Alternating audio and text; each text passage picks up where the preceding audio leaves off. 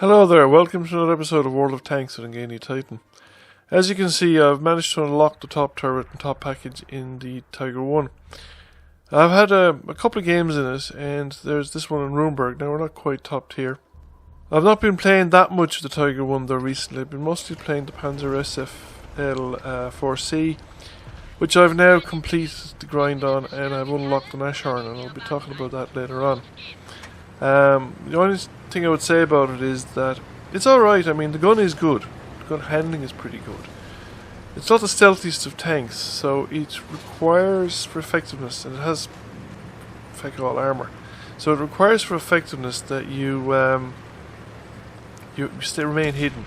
And if you remain hidden and keep the gun firing for as long as possible, you'll actually do pretty good in those kind of tanks. But as I said, I don't particularly like them. And I actually didn't like the top package because it really restricted the arc of fire, and you had a very narrow firing arc, and I actually went back down to the second from last package. But I generally don't like that type of tank destroyer. Fixed guns, lightly armoured, not terribly stealthy. Don't care for them. So it looks like I'm going to have a tough enough time until I get to the Borsig at tier 8. Meanwhile, I've decided not to stay on this corner because I don't really have the room with the T-29. I don't think there's room for the two of us. And you can't push out, because if you push out, there's just too many laneways that you can be shot at. The next laneway is occupied. There's 2 tanks, or 3 tanks here, and if these guys decide to leave and come back around, you're one of the trouble pushing out there, and in fact that whole top corner becomes pretty untenable, and he's not getting a lot of support from further back either.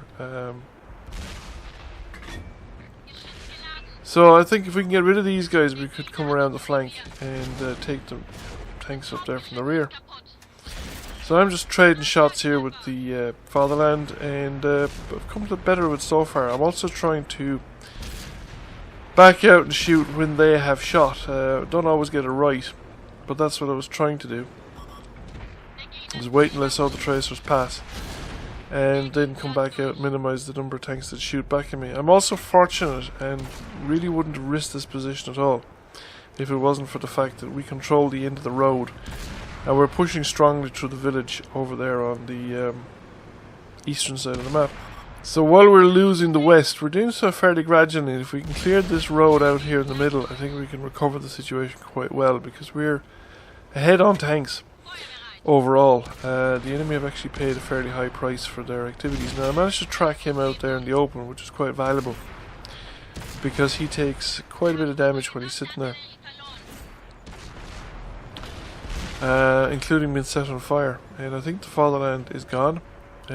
Might take me a while to realise it, but the Fatherland is gone, so I decided to just push out on the KV-85. Now I've decided to go after the medium tank up by the base, which I think is the Edelweiss, and looks like my teammates behind me have decided to go back and actually defend the cap circle, which I think is the correct decision on their part. They probably didn't all need to do it, but at least 3 of them needed to do it. Now, it is also important, I think, that this guy's attention be taken up, because while we outnumbered the enemy tanks up here in the northeastern side of the map,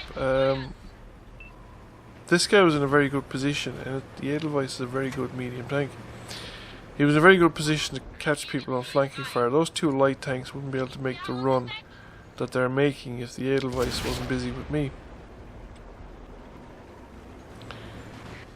And once they make the run, they're actually in a very strong position to deal with, well, they'll disrupt the artillery, they'll call it to run. And he's actually come down here, so he's in a position to support me. Now, I haven't done that well against the Edelweiss. He has probably done maybe more damage to me than I've done to him, but he definitely was in a position to finish me off there, and I'm not sure if I would have been able to finish him off, because I wasn't shooting in the right places. I wasn't making the most of my my gun. Yeah, that shot misses the artillery. Now my reload is very slow because of the whole business with the damaged ammo rack, and that IS-6 is in a very unusual position, and He's completely elevated, so it's kind of hard to judge what way things are angled. But I missed completely there because you can see the dust rising behind him. Didn't even get that one close. This might be a better shot, but it's unlikely he's going to be still there by the time I've actually completed the reload, and it turns out to be the case that he's not. So, complete victory by the team.